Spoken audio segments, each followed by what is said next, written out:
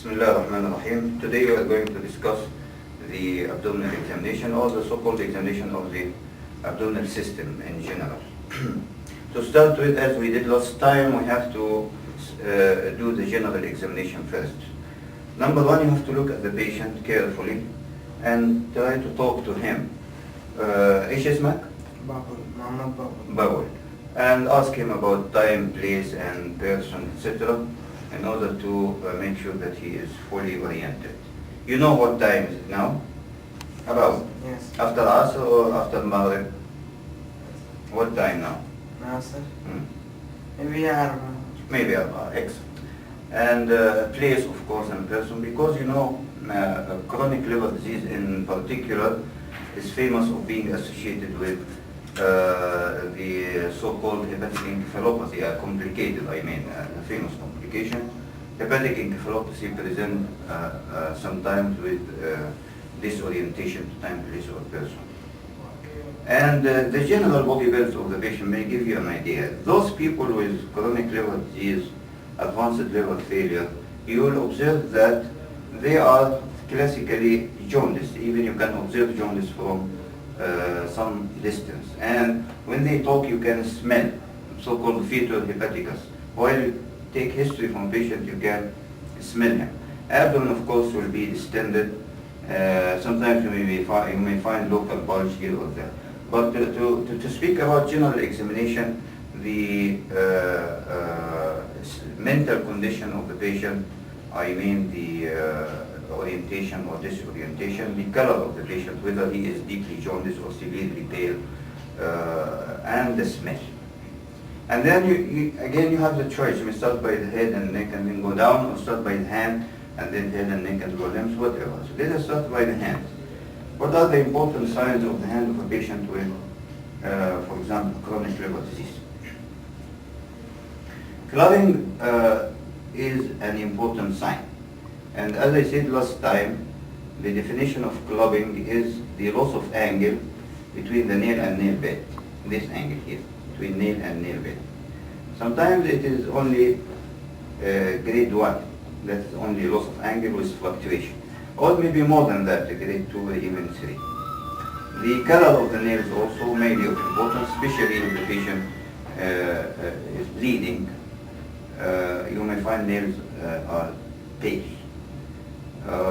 Patient with chronic liver disease also may have anemia of chronic illness, so-called anemia of chronic illness. And then look at the palms of the hands. The palms of the hand may show the so-called palmar erythema.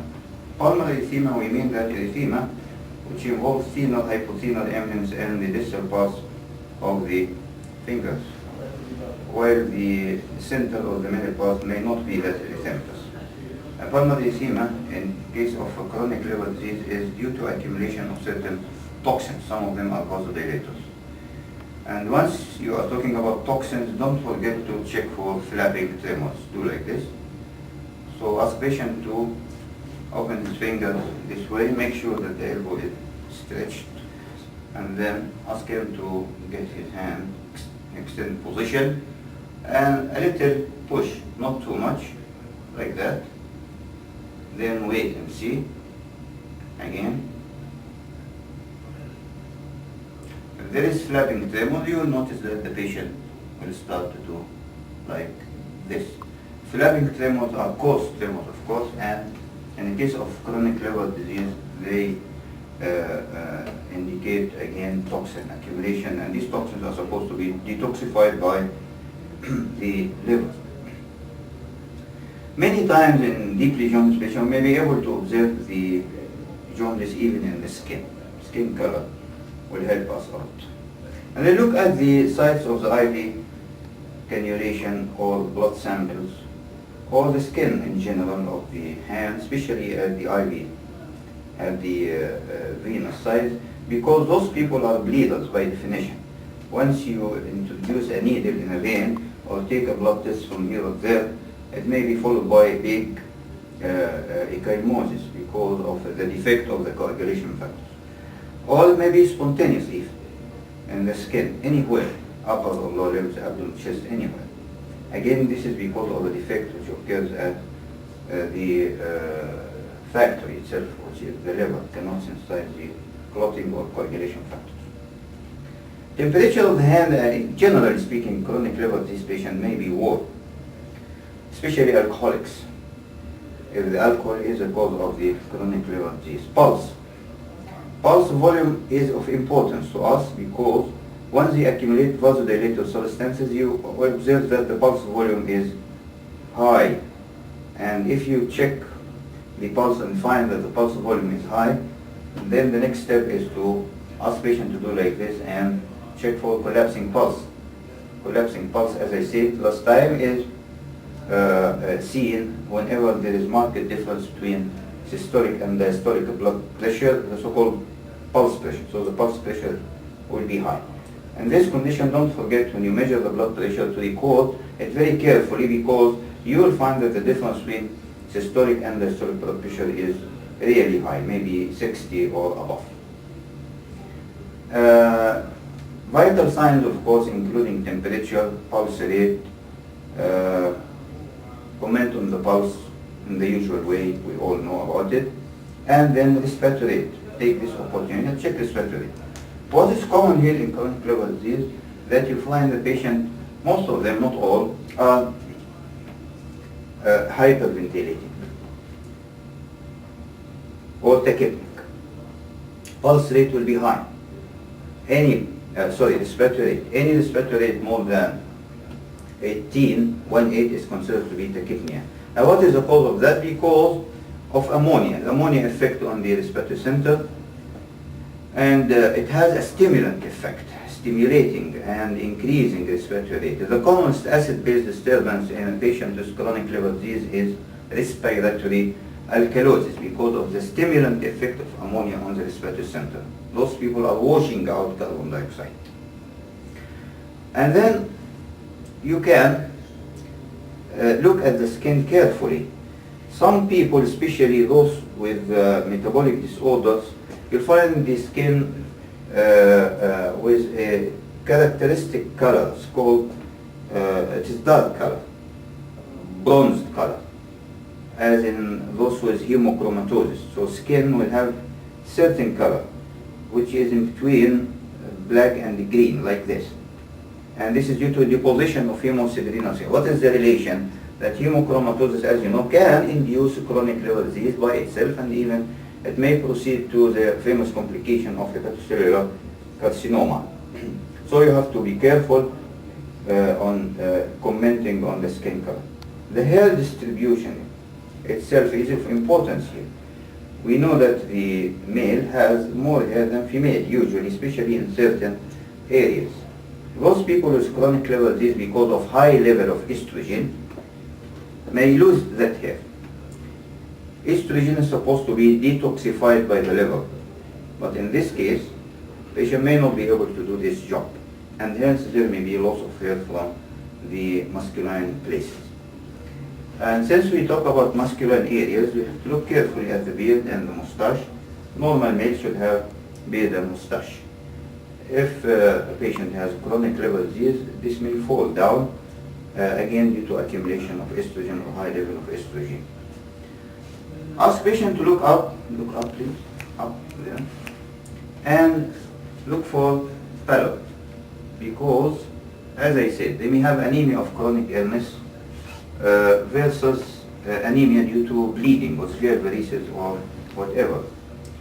And you ask patient to look up, and you look at the conjunctiva of the patient, and then look for jaundice down here, and examine the sclera. So we look for pallor in the conjunctiva, or look for jaundice in the sclera, in the upper part in particular. Jaundice is an important sign in a patient of chronic liver disease, and of course we know why. Some of them, especially those with advanced liver disease going on for a long time, you may get parotid enlargement. Of course you have to palpate the parotid on both sides, and you will examine that. It's usually symmetrical, and you palpate the parotid in front of the lobule of ear. It is a salivary gland, as we know. Sometimes it's tender. If it's tender, it means that it may be infected even.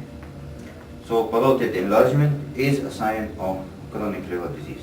Ask the patient and look for any evidence of epistaxis as a part of the bleeding problems which may occur in patients with chronic liver disease due to a defect in coagulation profile.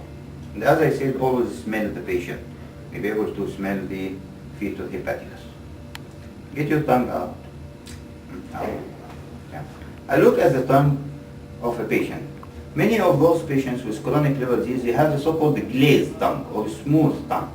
They may have absence of the papillae of the tongue. And ask patient to draw his tongue up, yes, and look again for pallor and jaundice. So where to look for jaundice? You look for jaundice in the sclera, in the mucous membrane, especially under the tongue, in the palate. You look for jaundice if it is advanced and severe in the skin, even when the whole skin may take the characteristic yellow coloration. While you look for pallor in the nail bed, in the palm of the hands, in the conjunctiva, I ask patient to look up, and in the mucous membrane in the inside of the lips here, or inside the mouth. So you have to know where to look for the sign. So pallor, jaundice, bleeding, parotid gland enlargement, smell, and quickly try to palpate the lymph nodes. We explain this and how to examine for the cervical lymph nodes. However, in case of an abdominal problem in general, always try to palpate for so-called supraclavicular lymph nodes. This is just above the clavicle. The clavicle of the patient here. And then you palpate in the left side, left supraclavicular lymph nodes. If this lymph node or these lymph nodes are palpable, we call it Virchow glands. Virchow glands may indicate malignancy from the upper part of the gastrointestinal, especially of the stomach. Meanwhile, the other lymph nodes may be also of significance if patient, for example, is having a lymphoma involving the liver, spleen, and lymph nodes, or other malignancies of the blood. Now, palpation of the thyroid or locating the place of trachea may not be of that great importance in such situation. However, it's better to do these things quickly, as we explained before when we examined the respiratory system. However, as I said, it is not of a great significance in a patient with abdominal disease. What's more important here is to look carefully for any signs of hepatic failure. I mean in the upper part of the chest and in the neck, sometimes even in the face, in the upper arms, in the areas which are drained by the superior vena cava. You may find pink spots like this, and this we call spider nevi. And they are nothing but dilated arteriole, so they are easily collapsible. If you press on them even by your finger or by the head of the pin, they empty. Once you remove your finger, they fill again. These are called spider nevi. Spider nevi, as I said, is another feature of liver cell failure or chronic liver disease. The breast also is an important sign. That is the normal male breast.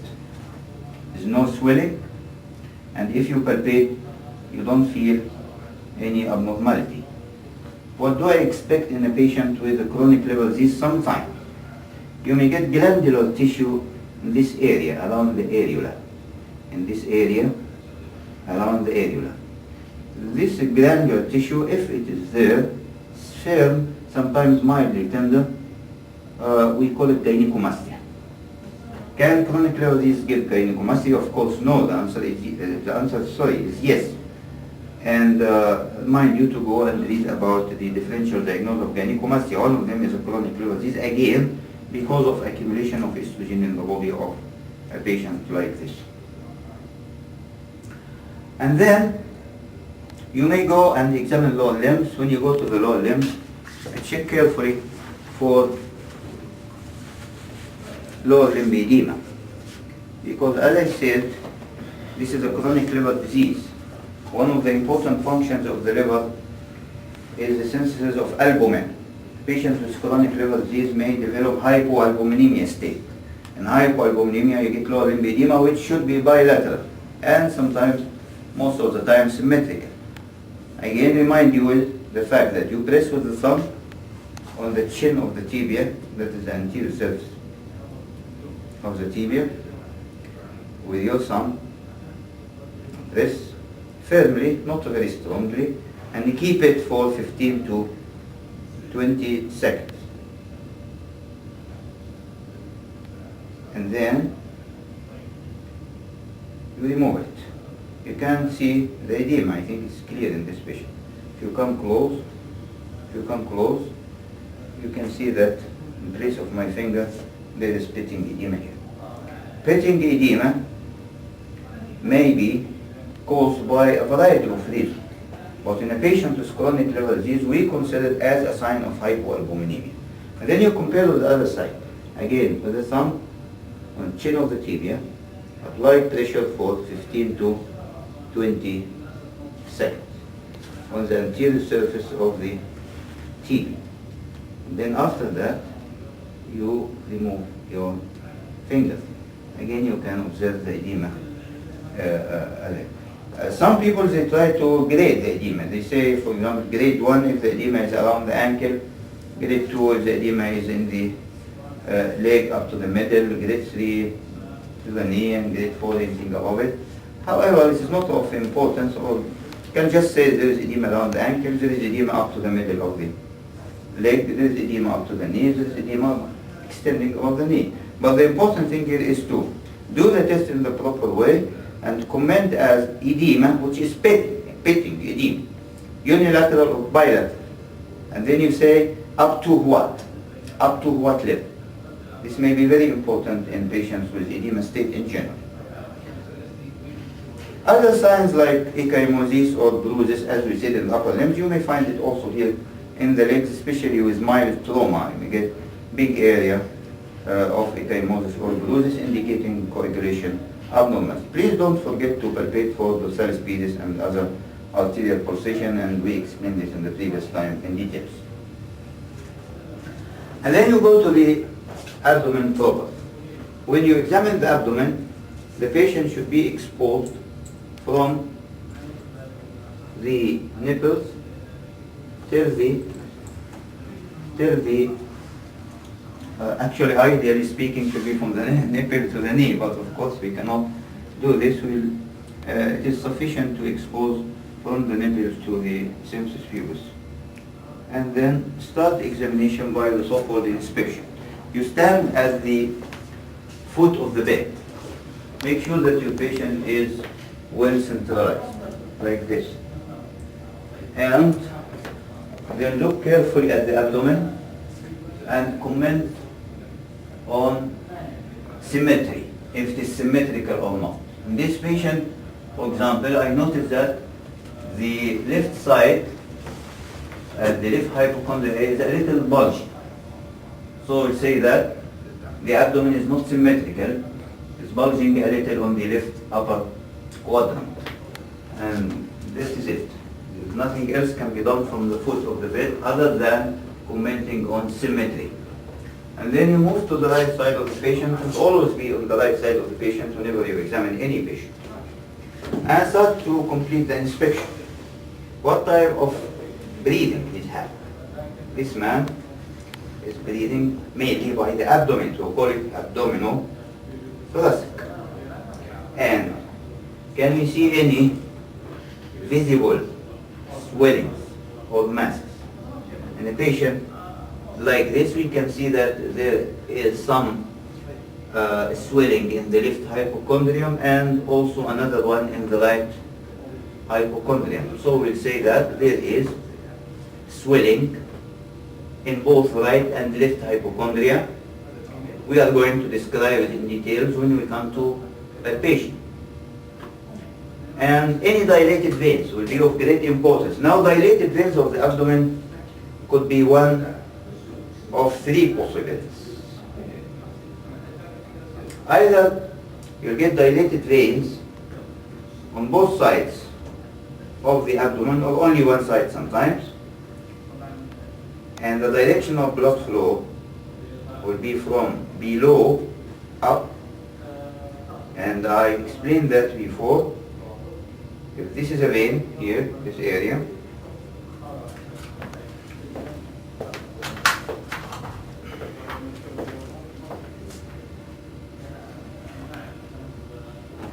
then we have to empty the vein by two fingers, like that, press strongly and empty. And then remove the lower finger. If you notice that the vein rapidly fills, when you remove your lower index finger, this indicates that the direction of blood flow is from below up. The other possibility is that when you remove the lower finger, the vein does not fill. Repeat the same technique and remove the upper one. Now the vein is filling. This means that direction of blood flow is from above to down. Which of them is significant? If the vein is filling from below up. In an abdominal case, if there are dilated veins which fill from below up, this means that this particular patient is probably having inferior vena cava obstruction. What is the other possibility? The other possibility, you may get veins around the umbilicus, and usually, not in every case, usually you get dilated tortuous veins coming out from the umbilicus and directed to the periphery. Picture like this, we call it caput medusa. Caput medusa does not indicate inferior vena cava obstruction, but they indicate the presence of portal hypertension. So please remember, because we are going now to count signs indicative of portal hypertension, maybe at the end. And then look carefully for any abnormal peristalsis, which may indicate some form of intestinal obstruction. Any pulsation, the liver itself may be pulsatile. To detect pulsation in the abdomen, always try to keep your eyes tangential to the surface of the abdomen, the upper surface of the abdomen. And ask patient to hold his breath. This will enable you to see epigastric pulsations in case of hyperdynamic circulation, which is very common in chronic liver disease. You may be able even to see pulsation of the liver in certain conditions. So, abnormal pulsations, dilated veins, and scars. Many patients have scars of previous surgery, especially those who have been exposed to splenectomy, for example. Then you will find a scar in the left hypochondrium. Tumor removal, scar anywhere.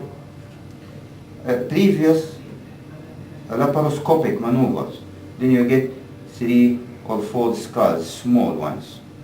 And every case you have to ask the patient, what is the cause of this scar, or what is the cause of that one? And take a good history from the patient, because this will save you a lot of troubles and save your time also. So, visible peristalsis, dilated veins, scars of previous operation or trauma, visible organs, visible pulsations, and of course, if there is abdominal swelling, abdominal distension, as the case in patients with ascites. Sometimes ascitic patients will have very clear abdominal swelling, generalized all over the abdomen. You should never forget to look at the pubic hair of the patient. This one has typical male distribution, which is triangular with the apex directed up towards umbilicus. It's going up like this. People who are having advanced chronic liver disease or the so-called liver cell failure may manifest absence of this masculine pattern or male pattern, it may be replaced by feminine pattern when you get the upper border of the pubic hair with a crescentic appearance. Of course, I'm speaking about male, not female, with chronic liver disease. So to summarize, when you inspect the abdomen of the patient, go to the foot of the bed and comment on any asymmetry, and then come to the right side and make your comment on the pattern of respiration, abdominal, thoracic, or thoraco-abdominal, any visible organs, any visible peristalsis, any clear scar here or there, and ask patient why. Any abnormal pulsations, maybe here or liver, and the distribution of the pubic hair. And don't ever forget to comment on dilated veins in the way which I mentioned. Dilated veins may be normal sometimes. Very thin people, you get normally dilated veins in them. Or visible vein, let us say visible vein. But in that condition, in normal thin individual with visible vein, the direction of blood flow will not be from below up. Dilated veins in the abdominal wall with the direction of blood flow from below up indicates, in most of the cases, inferior vena cava obstruction, while veins around the umbilicus in that direction are called caput medusa, and they indicate portal hypertension. What else? Go now to palpation. Start by superficial palpation, then deep palpation, then organ palpation. Before starting superficial palpation, you have always to ask the patient, do you have any pain? No. Always start with this question. Ask patient if he feels pain in the abdomen or not. Why is that? In order to avoid this area, or be careful when you palpate that area. We don't want to give a patient more troubles by pressing strongly on a tender area. If patients say no pain here or there, then you can start superficial palpation and very carefully start from the right iliac fossa. Once you start superficial palpation, always keep your eye on the face of the patient, because if he feels pain, it will be clear on his facial expression. So don't remove your eyes from the face of the patient while you are performing superficial palpation. You start from the right iliac fossa, you end by the right iliac fossa, and then you go to the middle. So it will be this way. Keep your eyes on the face of the patient, like that, gently. This should be gentle palpation in this way. Always your eye on the face of the patient. And then once you reach this point, you go to the middle. Keep your eye on the face of the patient. This is not deep palpation, so don't press strongly. We will press strongly, yes. There is no contraindication, of course, during deep palpation. When you do deep palpation, you repeat the same, but deeper. The aim of superficial palpation is to check for tenderness and rigidity. Tenderness and rigidity. So keep your eye on the face of the patient, feel for rigidity. Once you finish superficial palpation, you move to deep palpation. Deep palpation will be deeper, a little deeper. The aim of deep palpation now is to feel for any masses in any place, not only liver and spleen. Maybe epigastric, indicating gastric tumor. Maybe colonic, in patients with colonic CA or chronic masses. Maybe suprapubic, a patient with bladder tumors or whatever. Maybe deep masses in the muscles, like benign tumors of the muscle tissue or just under the skin, subcutaneous. The aim again of deep palpation is to check for deep masses. It is not to check for tenderness or rigidity, check for masses. Then you move to organs. Organ palpation should always start by palpating the liver. How to palpate the liver? Your hand should be in the right iliac fossa. All the palm of the hand should be resting on the abdomen of the patient, with your index finger parallel to the costal margin on the right side. So it is not this way. It is not this way.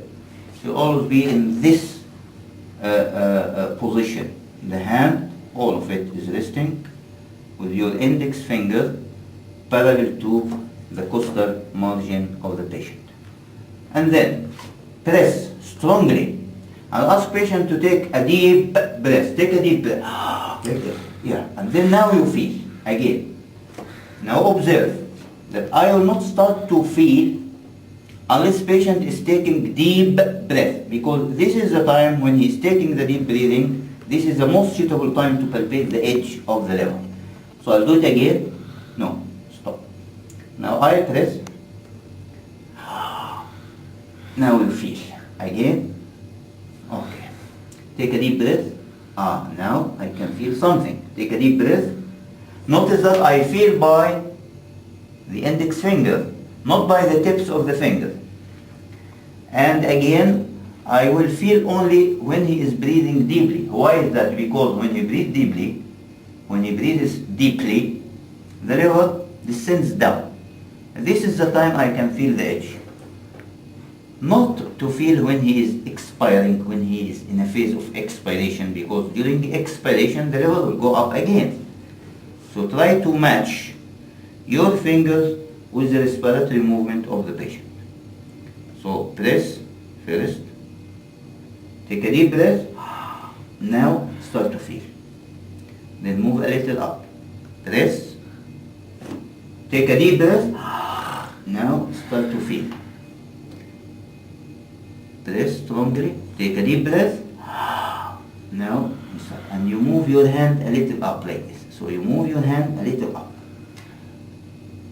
This is a very common mistake seen by students when they start doing like this, when you feel for a liver or a spleen or any organ. This movement by itself may stimulate the abdominal muscle to contract, and hence you will not be able to feel any organs.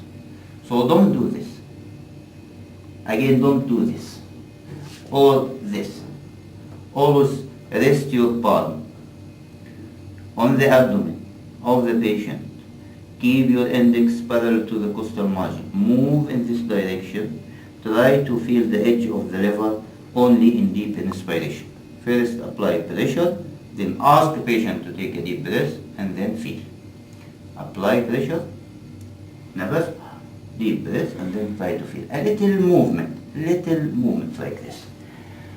And then if we can feel the edge of the lever on the mid-clavicle line, I can trace the edge of the lever to see where it's going. And I can go medially to feel the left lobe of the lever. Same technique. Apply a little pressure for nerves, then try to feel in deep breath. Apply a little pressure, then feel during inspiration. Once you feel the left lobe, you may try to draw some mark to delineate the extension of the liver in this particular patient. I have to warn you that sometimes you'll be able to feel the right lobe of the liver alone, or you may be able to feel the left lobe of the liver alone.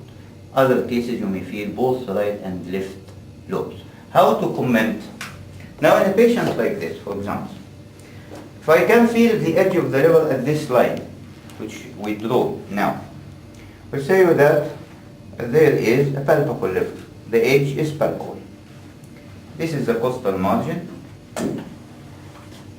The distance between the costal margin and the edge of the right lobe of the liver is about 2 centimeters in the mid-clavicle line. So I'll say that I can feel the right lobe of the liver 2 centimeters below the right costal margin in the mid-clavicular line. Again, we can feel the edge of the liver, right lobe, 2 centimeters below the right costal margin in the mid-clavicular line. And then you move and try to feel the left lobe. If I can feel the left lobe here at this line, Then I palpate for the xiphoid process cartridge. And I measure the distance between the xiphoid process to where I feel the left lobe. It is about 3 or 3.5 centimeters. Then I say that. And I can feel the edge of the left lobe of the liver 3.5 centimeters from the xiphoid process. So always comment on the right lobe and left lobe.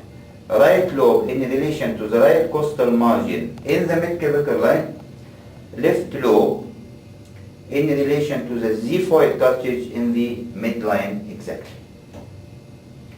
I will be asked at this particular time to comment on the level. So you have to continue your palpation.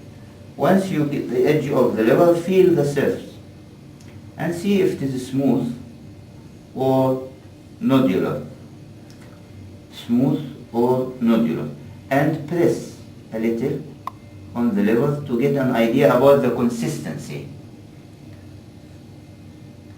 Firm consistency is like the tip of the nose here. Soft is something like the abdomen or the cheeks. Hard, of course, like the skull or the wall. Most of patients with chronic liver disease due to liver fibrosis or liver cirrhosis, they have firm liver. Try to avoid the so-called hard liver unless really you feel it hard, because hard mass in general in the abdomen indicates most probably malignancy. So I am repeating that in almost all patients with liver cirrhosis, with palpable liver, or liver fibrosis, the consistency is firm and surface smooth. If it is tender again or not, press on the liver like that and see. Look at the face of the patient. And keep your hand like that to see if the liver is pulsating. If it is pulsating, you feel pulsation under your fingers. Some people, they prefer to squeeze the edge of the liver a little up. And if there are pulsations, you notice that your fingers are moving down like this. So whatever the technique is, remember to comment on a pulsatile liver. So what is important now to comment on when you describe the liver? Remember whether the liver is palpable or not. And palpable what? Right lobe or left lobe or both. The edge, how many centimeters from the right costal margin, don't forget to say right costal margin, mid-clavicle line, how many centimeters from the xiphoid in the midline or center exactly. Surface, whether it is smooth or nodular. Consistency, you have to apply a little pressure to get an idea about consistency. Soft, very difficult to feel. Firm, which is the most likely to be felt in patients with liver cirrhosis fibrosis, and hard may indicate malignancy. And tenderness, you have to look at the face. And pulsations in the technique in the way which I just described. I have to say here that a palpable liver does not always mean enlarged liver, because the liver may be palpable but normal size. The liver may be palpable with hepatomegaly. The liver may be palpable even with small size, smaller than normal. So a palpable liver does not mean always enlarged liver. There is a difference between palpable and enlarged. Enlarged liver, we decide about it after measuring the so-called liver span only. Once we finish with palpation of the liver, then we start palpation of the spleen. Again, start from the right iliac fossa by your right hand. And same technique as we mentioned in the liver, we apply pressure first and then ask patient to take a deep breathing. Take a deep breath and then feel, and then move. Yeah, again, move, then try to feel it. Yes, until you feel the edge of the level.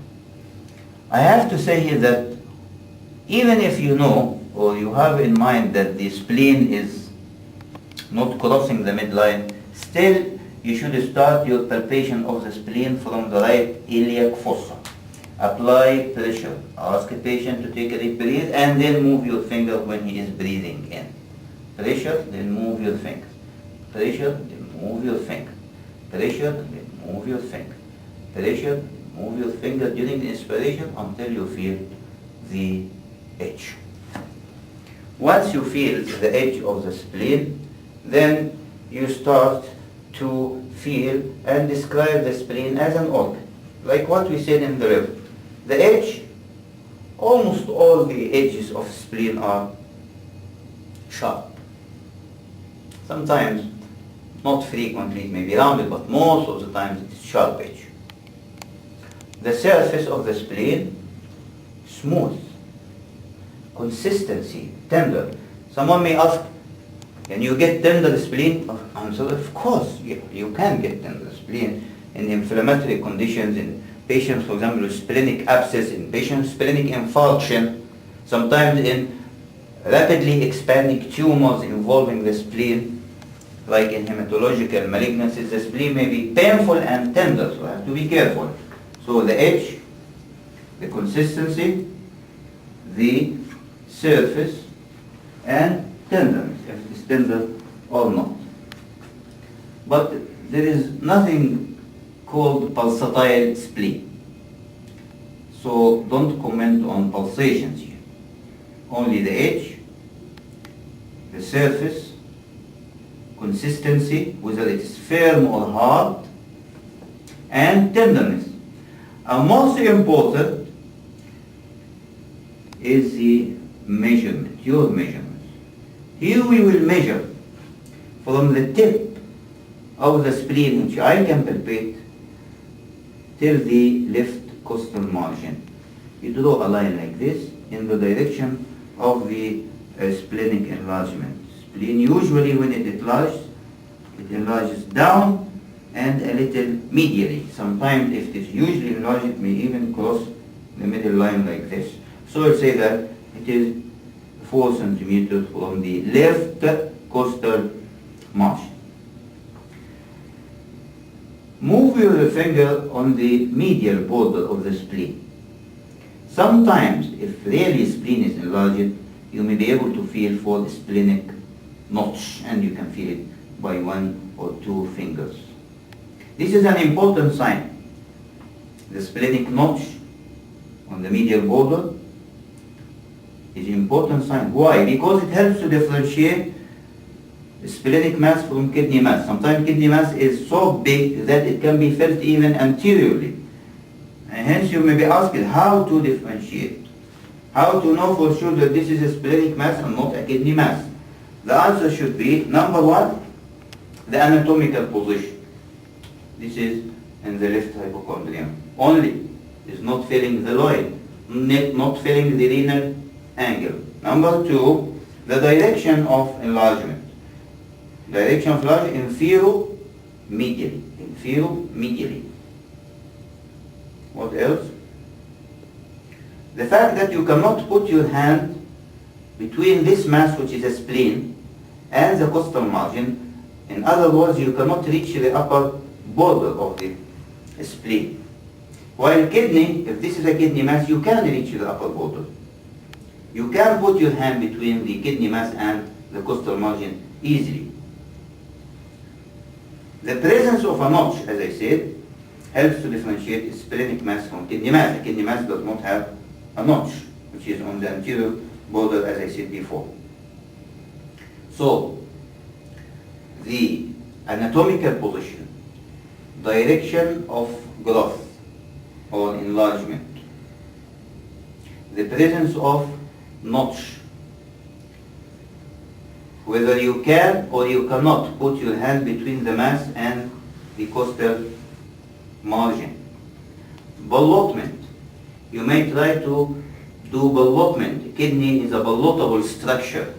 You can get the so-called posterior ballotment. You push the mass, which is the kidney, by the upper hand and you receive the impulse in the lower hand. It's called posterior ballotment. This is not the case in the spleen. And finally, bipercussion. A splenic mass is dull because it is under the abdominal muscles.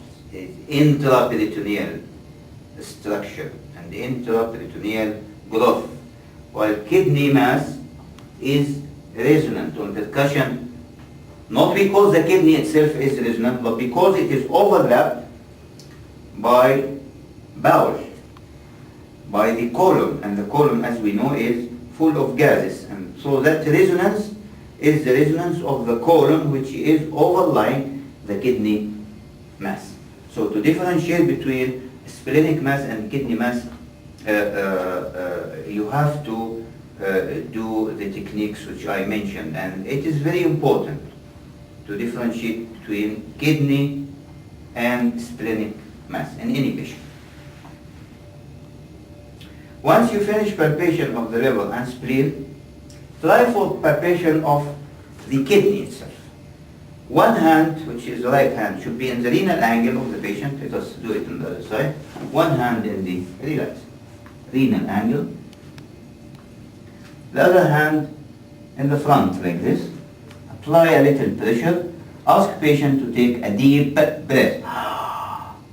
If there is a kidney mass, I'll be able to feel some cystic swelling moving between these two hands, up and down, with the movement of respiration, because respiration also affects the movement of the kidney. It has its effect on the kidney movements.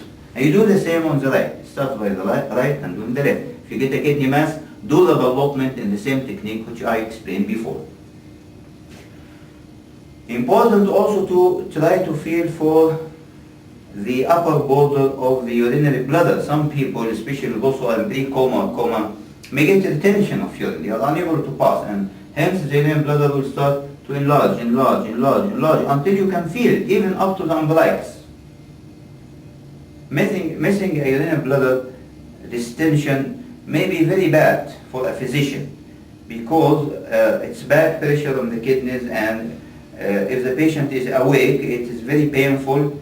And I have seen many times diagnosed as abdominal tumors and some other funny diagnoses. If you pass a catheter and drain the urine, the mass disappears instantaneously. So, organ palpation, liver, spleen, kidneys, urinary bladder. And once you finish these 4 organs, you have done a very good job. The most important is to do the technique in the proper way. Now suppose that the patient is guarding his abdomen. I cannot feel organs because his abdominal muscles are tense. Then you have to ask patient to flex his legs like this. And this helps to relax the abdominal muscles a little and give you more chance to palpate for the internal organs easily. Now suppose that the spleen is not felt in this position and by this technique, and still you are asked to check for the splenomegaly by palpation. What is your next step? Next step is to bring the patient on the right lateral position. So you have to come from here, come to this side, please. Like that. Right lateral position. Please observe that position. This hand should be here, and this leg should be flexed like that. This is the left leg, while the right one is extended, like that. So the position is clear. The upper leg now, this is the left, it's flexed. The lower one is extended. Patient arm is hanging on the bed like that, or holding anything, giving you chance, giving you space. And then start feeling for the tip of the spleen by the tips of your fingers. So a little pressure also may help from the back. and ask patient to take a deep breath again. Take a deep breath and start feeling. Again, and now I feel the edge of the spleen. This is done, the technique, this particular technique is done whenever I find difficulty in palpating a spleen in the supine position. Of course, we will not do it if I can feel the spleen in the supine position.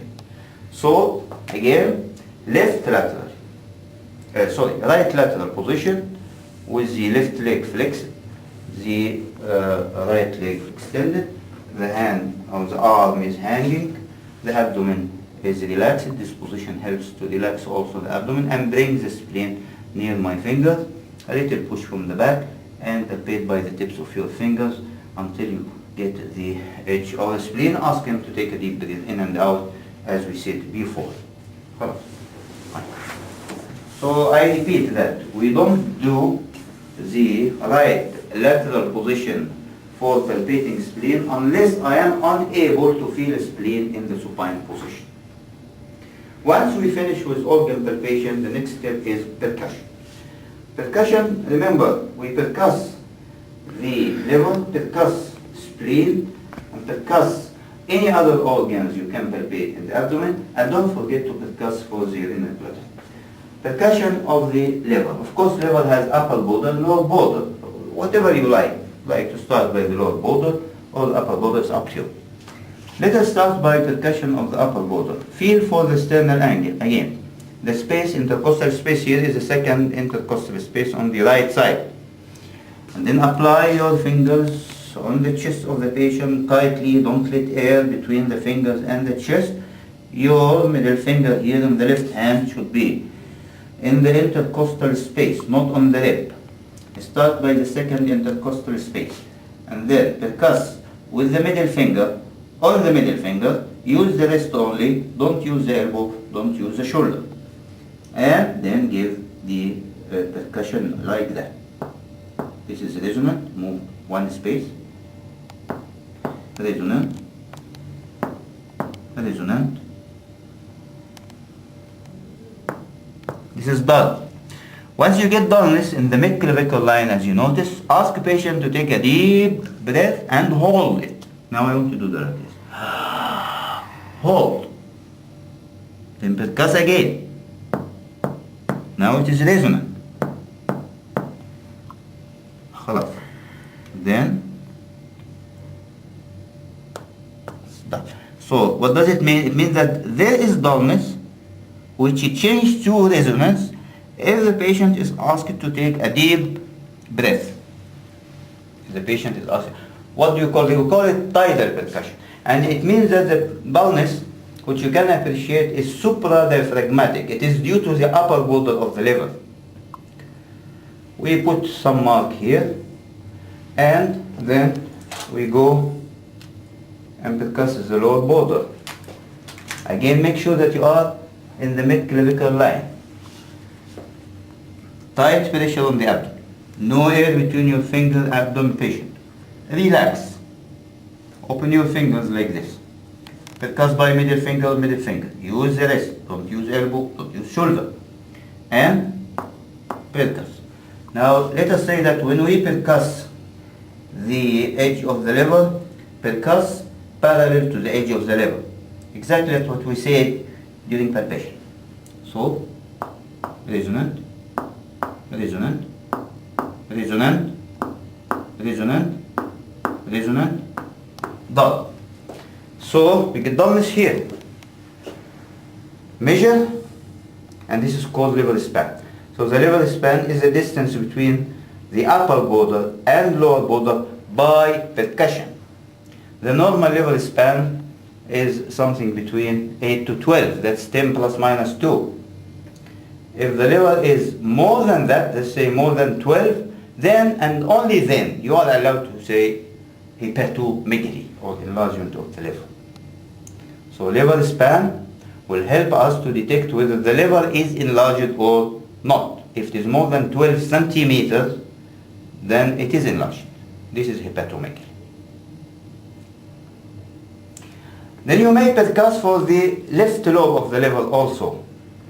and make sure that this is really dull, because it's supposed to be dull. Then you percuss in the midline, same technique,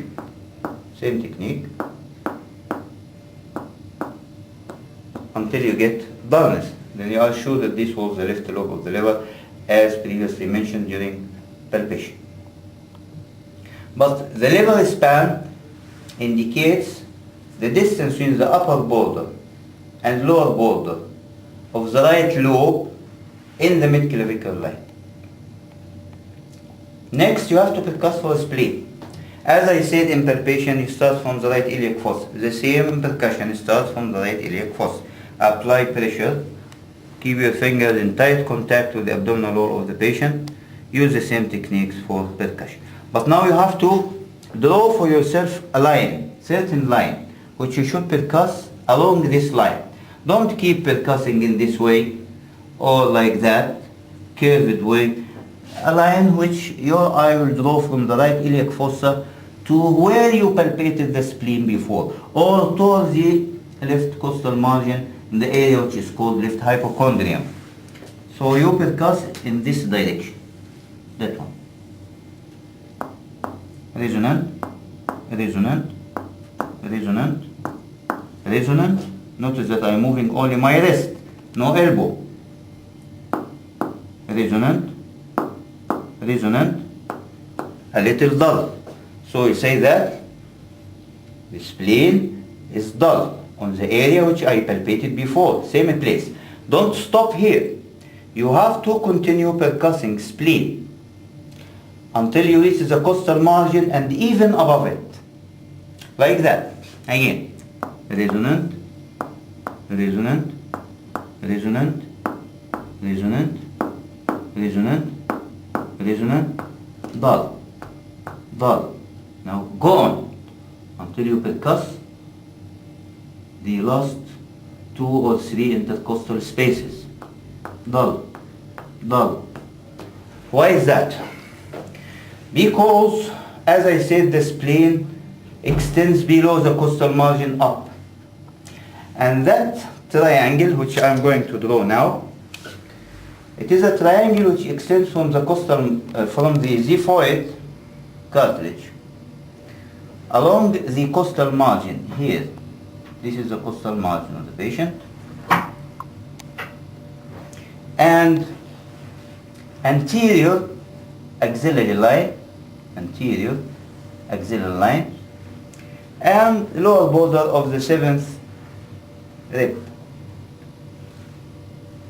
So as you notice, it is a triangle with its apex as a xiphoid cartilage, with its base as the anterior axillary line, and then costal margin below, left side of course, lower border of the 7th rib on the left side above. This triangle we call it Traub's area. T-R-A-U-B as in boy, S area. Traub's area is supposed to be overlying the fundus of the stomach. Underneath it, there is a fundus of the stomach which is always full of gas. So it's supposed to be not only resonant but tympanic. Tympanic is some form of hyperresonance. But if it is dull, it indicates a pathology, certain pathology. So I'm repeating. You'll be asked about what's Traub's area. Traub's area is a triangular area in the left side of the chest of the patient, lower part, lower zone, bounded by the xiphoid cartilage medially, anterior axillary line laterally, costal margin, left costal margin lower, and the lower border of the 7th rib as an upper limit here. What is normal? Normal, it should be tympanic, hyperresonant. Why? Because it is overlying the fundus of the stomach, which is always full of gas. What is the abnormality? Abnormality is dullness. This is abnormal. What is the differential diagnosis of dullness in Traub's area? Just remember what are the structures which are present here. There may be some pathology in the chest itself.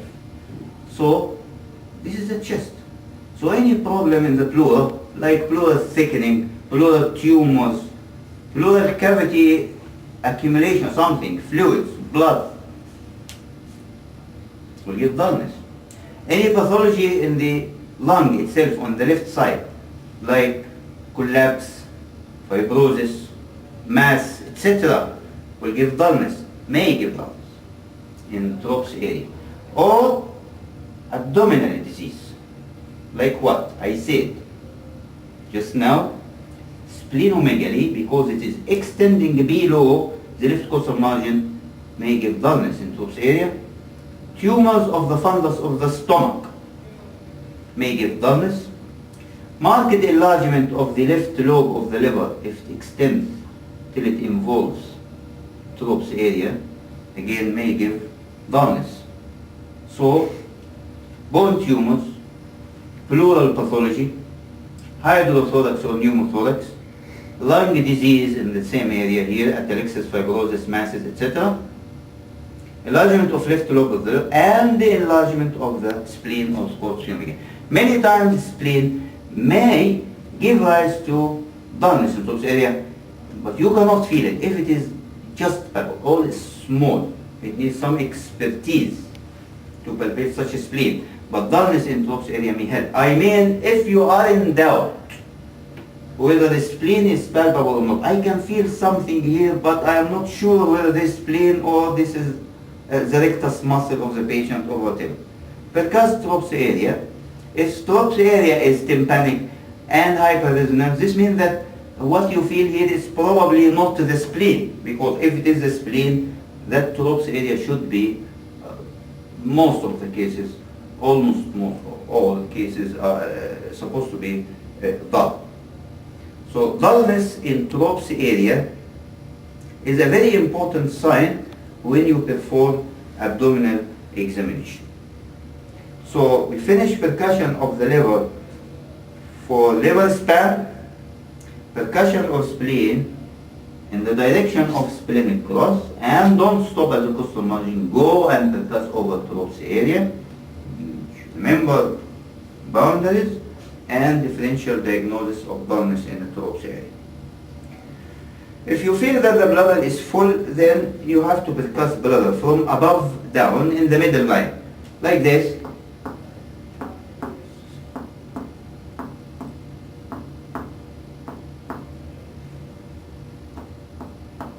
It is resonant. If the bladder is really distended, of course you will get dullness over the urinary bladder. What is left now by percussion is the so-called shifting dullness. Shifting dullness is a percussion technique we are using to look for ascites. In summary, how to perform shifting dullness. First of all, you have to understand this fact that when there is fluid accumulation or collection in the peritoneal cavity, it will have a level. This level may be low, may be high, but it will be equal here and there, unless of course some loculated solution or encysted fluid, etc.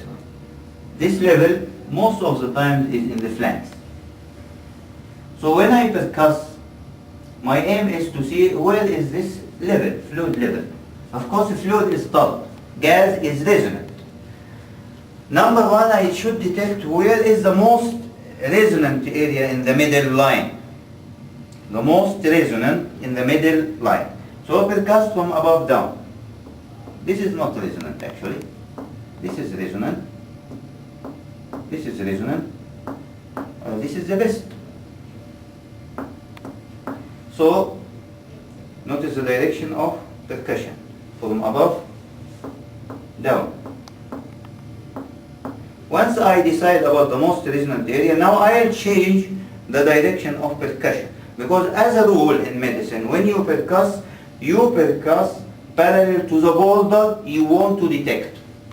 And that's why when we percuss for the liver, we percuss in this direction.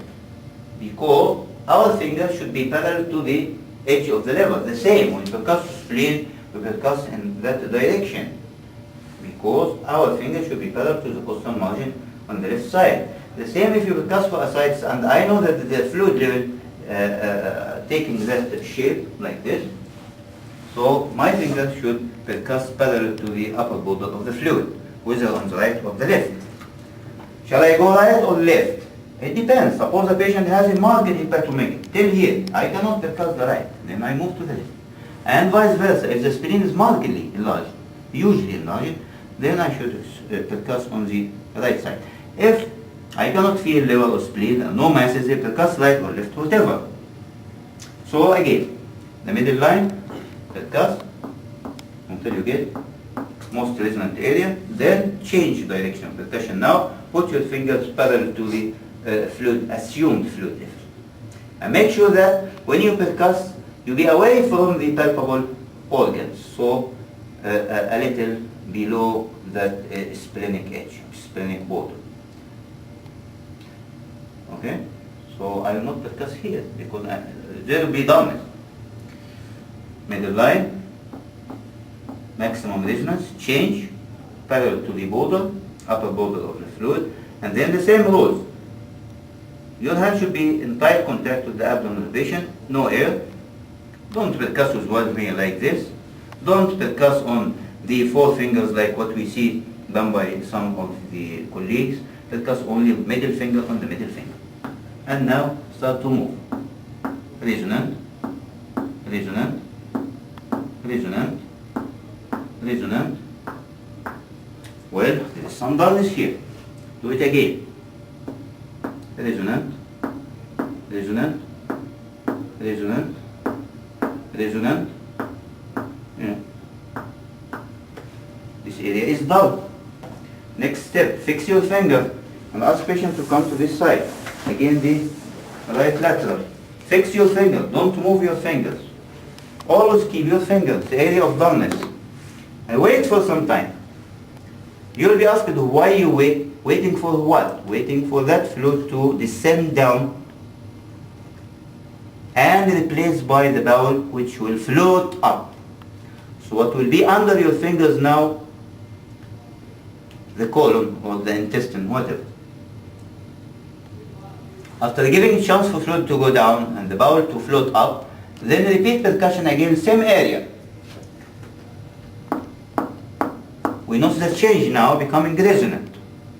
Don't stop here, because if you stop here, this will be shifting resonance. I'm not checking for shifting resonance, I'm checking for shifting dullness. So there is resonance here. Continue and percuss down. Move down. Move down. Move down. Move down. Now it's becoming dull. This area was resonant before around the umbilicus. Now why it is dull? It's dull because the fluid descended down while the intestine floats up. Now and only now, when I detected the dullness which was in the flanks before, I detected around the umbilicus in the area which was resonant before, now and only now I can call it shifting dullness. The dullness was here, shifted to there. Shifting dullness in a patient with a chronic liver disease indicates ascites. If ascites is too much, I mean abdomen is markedly stained with fluid, sometimes you will be asked for another technique to detect fluid in the abdomen or so-called ascites. Then you say yes, there is another technique which is called the transmitted thrill or fluid thrill. What is a fluid thrill? You ask patient to get his hands and do like this. Yeah, like that. And apply pressure. If you don't ask him to apply pressure, then you didn't do the technique in the proper way. Why you ask to apply pressure here? To interrupt the wave from being transferred through the abdominal wall. I interrupt it by hand. The hand of the patient or any assistance.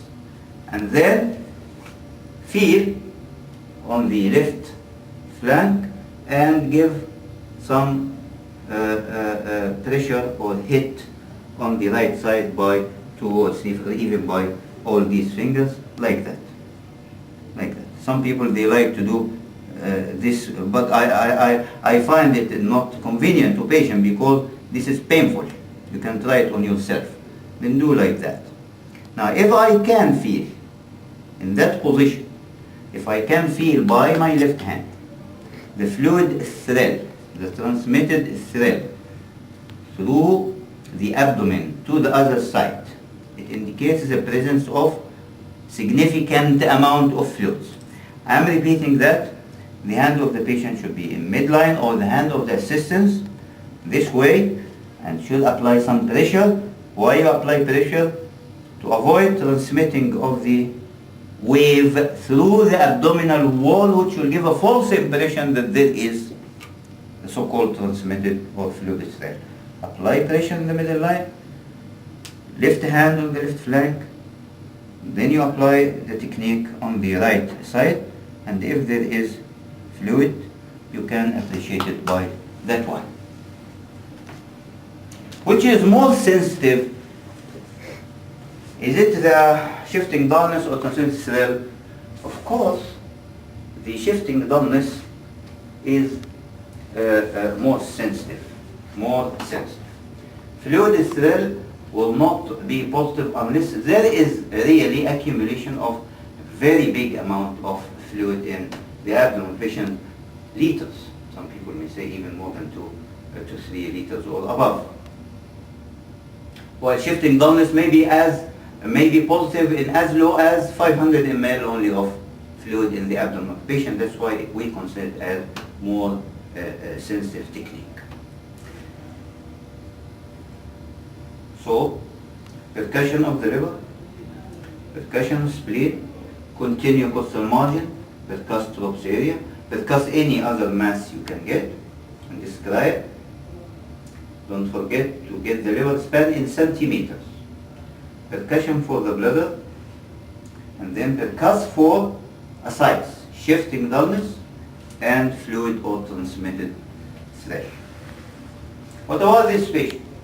In this patient, we get palpable liver, palpable spleen, and pulsing shifting dullness. What is the liver span in this patient? You measure it. It is more than 12 centimeters. So now you can say that my diagnosis, my impression till now, that there is hepatosplenomegaly. Why hepatomegaly? Hepatomegaly because it is more than 12 centimeters liver span. Why splenomegaly? Because the spleen is palpable. There is no splenic span. Just the palpable spleen is considered to be enlarged because we know that in order to feel the spleen, just palpable spleen, you need a spleen to be enlarged 3 times at least of its original size. And then percuss for ascites in the way which I mentioned. Now what is left here in the abdomen is auscultation, and there is not much to be said about auscultation because there are 1, 2, 3, 4 points and that's it. First of all, put a stethoscope on the iliac fossa, right or left. I prefer the right side, and keep for some time and document on the intestinal sound whether they are exaggerated or not. Keep a stethoscope for some time, couple of minutes, to appreciate intestinal sound. You don't remove stethoscope quickly. Keep it for few minutes. And then put a stethoscope on the liver. Why is that? Because if I can appreciate or if I can hear bruit, B-R-U-I-T, this is not a good sign. Hepatic bruit may indicate a hepatocellular carcinoma. Don't put it only in one area. Go through all the liver and be patient. Be sure that the room is quiet and concentrate. This is arterial bruit. It comes with the pulse. This indicates hepatocellular carcinoma, most of the cases. The so-called venous hum, sometimes may be appreciated also, is not of the same importance as the hepatic bruit. Don't forget to listen for hepatic bruit even on the left lobe of the liver. because the tumor of the liver may be in the left lobe. And because we know that hepatocellular carcinoma may complicate chronic liver disease like liver cirrhosis or whatever. Then, listen on the spleen. For what? For friction rub. Friction rub is a superficial leathery sound, which is here best by the diaphragm. It's a friction rub, indicative of what? May indicate the presence of a splenic infarction, perisplenitis, splenic abscess, rapidly growing spleen by invasive and infiltrating tumor. So, sign sound, hepatic bilirubin and venous hum, splenic rub in the cases which I just mentioned. What else by auscultation? About 1-2 centimeters lateral to the umbilicus. Apply a little pressure on both sides, this side and that side. And listen for the so-called renal artery bruit. These are again systolic bruit that they come with the upstroke of the pulse. If they are present here or there or both sides, they may indicate the so-called renal artery stenosis, which may be unilateral or bilateral. Unilateral or bilateral. Finishing that, you have finished the auscultation of the abdomen. Before we stop, I have to say that sometimes some people may ask you a question. Suppose that you cannot detect ascites by fluid thrill or by shifting dullness, but still you want to rule out the collection of small amount of fluid in them. What to do? Then the answer is put the patient in the elbow knee position. Okay? It's called elbow knee position. And then discuss around the umbilicus. Only around the umbilicus. Around the umbilicus, which was resonant before, if you remember. Now we apply pressure. You do the percussion in the same way which I mentioned before, and percuss. Now we notice it is dull. Like that. Only that. Then, khalas. Turn the patient from the other side. You remember that this area was resonant before. So if it was resonant in a supine position, if it was resonant in a supine position, while in the elbow knee position it turns to be dull, this means that there is accumulation or collection of a small amount of fluid, which cannot be detected by shifting dullness technique. Finishing that, you have finished the abdominal examination, and then of course they will start discussing investigation and management, etc. Don't forget to say at the end, since this is an abdominal case, that my diagnosis is hepatosplenomegaly with ascites. Hepatosplenomegaly with ascites, because post-shifting dullness, and because this is a chronic liver disease, you tell the examiner, I would like to examine the genitalia of the patient and to do a PR examination. Why is that? Genitalia, because we know that in a patient with advanced chronic liver disease, accumulation of estrogen may lead to testicular atrophy. And so you have to look for the size of the testicles. Many people, they don't know even the normal size of the testicles. The normal size of each testicle is 3 to 5 cm. 3 to 5 centimeters. And what else? Do a PR examination. Why? I want to look for hemorrhoids, piles. Because portal hypertension may lead to esophageal varices and also hemorrhoids. And get your finger out and look at it and look for blood, whether it is fresh blood or dark blood. Fresh blood is a bleeding perirectum, and dark blood is the so-called melena. So of course you should not do it in every patient. You ask permission of the patient. Tell the patient, please, I want to examine your genitalia. Do you agree? And then I want to do a PR examination. If the patient accepts, well and good, go and do it always with gloves. If the patient doesn't agree, then you have to stop here. Don't try to force your patient, because this may be quite embarrassing. Finally, you may be asked, what are the signs of portal hypertension in a particular patient like this? So I'll say, well, I have splenomegaly, there is ascites, and by PR examination, if you have done it, there was hemorrhoids, piles, or some bleeding per rectum. What to do to prove portal hypertension, I mean more by investigations? Of course, I'd like to do upper GI endoscopy to look for esophageal varices. Yeah, so it should be easy. And by that you have completed the abdominal examination or the examination of the abdominal system, and it will be the time for discussion of investigation and treatment. Thank you very much.